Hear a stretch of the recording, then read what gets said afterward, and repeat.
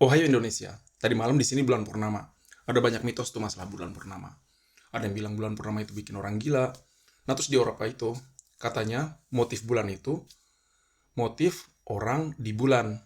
Yang ada ceritanya, katanya dulu di zaman dulu itu ada orang yang lagi nyari kayu bakar di hari yang dilarang kerja. Habis itu dia dihukum, dikirim ke bulan untuk nyari kayu di bulan. Nah motif di bulan itu untuk ngingetin bahwa orang tuh nggak boleh melanggar hukum, nggak boleh kerja di hari itu. Cuma kalau di Jepang, motif bulan ini katanya motif kelinci yang lagi numbuk mochi. Ceritanya nanti aja deh.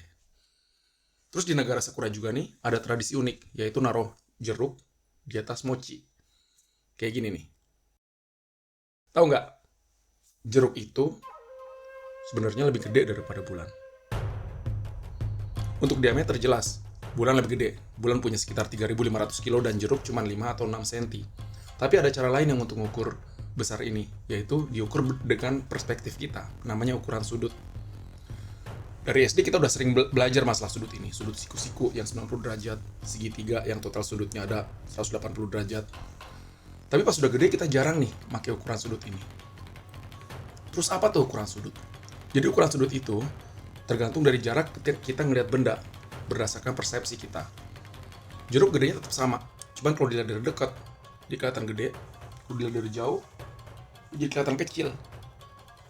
Nah, ini besar sudut tergantung dari jarak antara benda itu ke jarak kita ngelihatnya. Jadi biarpun bulan gede sekitar 3.500 kilo, jarak bulan ke bumi itu sekitar 400.000 kilo. Makanya besar sudut bulan itu cuma sekitar setengah derajat. Cuman kalau kita ngeliat jeruk yang di jarak 50 atau 60 cm, kira-kira jarak tangan kita ini, gedenya dia sekitar 5 sampai 6 derajat. Kita sering nih pakai persepsi ini. Contohnya di SD pas lagi kita gambar gunung, makin kecil kan tuh jalan-jalannya. Gara-gara efek ini. Gerhana matahari juga ada gara-gara efek ini. Jarak matahari yang sekitar 400 kali jarak bulan, gedenya juga sekitar 400 kali gede bulan, makanya diameter sudutnya sama. Terus pas dua-duanya kelihatan di satu tempat, jadi gerhana total. Dan banyak juga foto-foto ilusi yang pakai efek perspektif ini, sampai ada istilah khusus untuk ilusi ini, yaitu perspektif yang dipaksakan. Gara-gara maksa banget nih untuk nunjukin perspektifnya. Kita udah sering lihat bulan dari bumi. Gimana ngelihat bumi dari bulan? Sampai sekarang cuma ada 12 orang yang pernah ngelihat bumi dari bulan. Semuanya di tahun 1969 sampai 1972 di misi Apollo. Kalau dilihat dari bulan, gede sudut bumi itu sekitar 1,9 derajat. Nah, kalau kita pakai jeruk lagi nih, buat perbandingan, kira-kira segede jeruk di jarak 180 cm dari mata kita. Kayak kita ngeliat jeruk di atas kursi kecil lah. Kita sering kan nih pakai perbandingan dengan pakai benda-benda yang lebih kecil. Contohnya, bola dunia. Yang kita pakein dulu nih waktu pelajar. Cuma tetap aja bola dunia ini kegedean buat video kita. Makanya kita pakai jeruk aja ya. Jeruk ini dibandingin gede asli bumi skalanya sekitar 1 dibanding 212,6 juta. Terus kalau bumi segede jeruk ini, bulan itu akan gede sekitar kelereng ini, 1,5 cm. Coba segede apa coba matahari? Bola basket? Atau bola yang dipakai untuk jalan-jalan di atas air? Diameter matahari itu hampir 1,4 juta. Jadi kalau bumi segede jeruk ini nih, matahari kira-kira segede diameternya 6,5 meter. Agak lebih gede daripada salah satu truk yang ada di sini. Jarak bumi ke matahari sekitar 150 juta kilo. Kalau bumi segede jeruk, itu nggak segede 1 atau 2 kali lapangan bola, tapi 6 kali lapangan bola. Matahari itu jauh banget, butuh 8 menit 20 detik untuk cahaya sampai dari matahari ke bumi. Terus tahu nggak jarak yang ditempuh 1 detik oleh cahaya? Yaitu jarak keliling dunia 7 kali. Kalau pesulap, tiba-tiba ngilangin matahari, hilang, kita nggak akan sadar selama 8 menit 20 detik. Cuman, apa yang terjadi kalau matahari tiba-tiba hilang? Matahari nggak akan hilang tiba-tiba. Dia akan kayak bintang-bintang lainnya kalau kehabisan bahan bakar. Cuman, andaikan matahari tiba-tiba hilang, Habis 8 menit 20 detik nggak cuma hilang cahayanya doang yang membuat daerah yang siang tiba-tiba jadi gelap. Bulan juga akan hilang. Tapi di saat yang sama kita akan kehilangan daya tarik matahari. Kita akan gerak lurus, menempuh jarak 30 km setiap detiknya.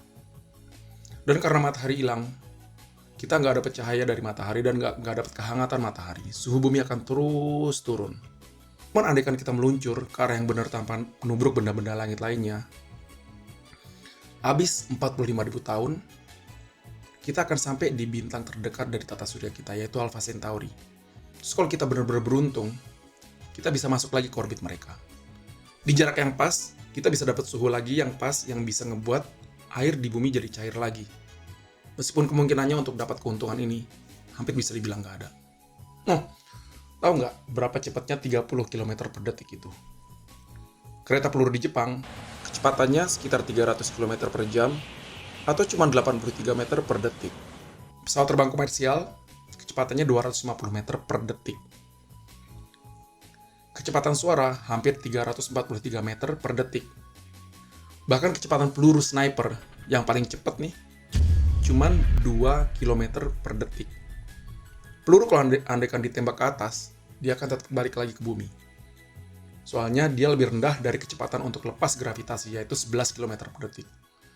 Dan bumi gerak dengan kecepatan yang jauh lebih cepat daripada itu, yaitu 30 km per detik, sama dengan 108.000 km per jam. Tadi kita tahu kalau kita ngeluncur 45.000 tahun dengan kecepatan 30 km per detik, kita bisa sampai ke tata surya terdekat, yaitu Alpha Centauri. 45.000 tahun dengan 30 km per detik itu sama dengan 4,5 tahun kecepatan cahaya. Jarak tahun cahaya ini sering dipakai di astronomi.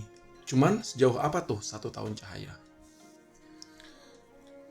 Kalau kita pakai skala jeruk lagi, kalau bumi segede jeruk ini, terus matahari sejauhnya sekitar 3 kali lapangan tenis.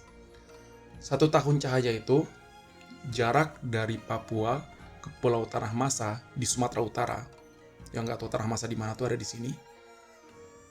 Setelah 1 kali keliling dunia di garis khatulistiwa. Itu kalau bumi segede jeruk ini ya. Jadi jauh tuh 1 tahun cahaya. Dan dengan teknologi yang udah kita punya sekarang, kita bisa ngedeteksi cahaya dari galaksi yang jauhnya 13 miliar tahun cahaya. Saya udah nggak tahu tuh gimana cara ngebandinginnya lagi. Kalau bumi segede jeruk, puncak tertinggi di Indonesia, Puncak Jaya, cuma sekedar 2 mikrometer. Lebih kecil daripada PM 2,5. Gunung Everest tingginya jadi 4 mikrometer. Terus lubang terdalam yang pernah digali manusia ada di Rusia, di utara peninsula Kola itu, dalamnya 12,2 km. Nggak sampai setebal kulit jeruk ini. Tapi cuma sekitar 6 mikrometer, cuma segede sel darah merah kita. Kita udah tahu banyak benda-benda yang jauh di luar kita. Akhir-akhir ini udah ada dibuat peta detail dari galaksi Bima Sakti. Tapi sayangnya kita hanya benar-benar kenal sedikit buat bumi kita, bahkan nggak sampai setipis kulit jeruk ini. Mungkin udah kodrat manusia ya, yang terlalu belajar hal-hal yang ada di luar kita, tapi kita kurang belajar apa yang ada di dalam kita. Terima kasih.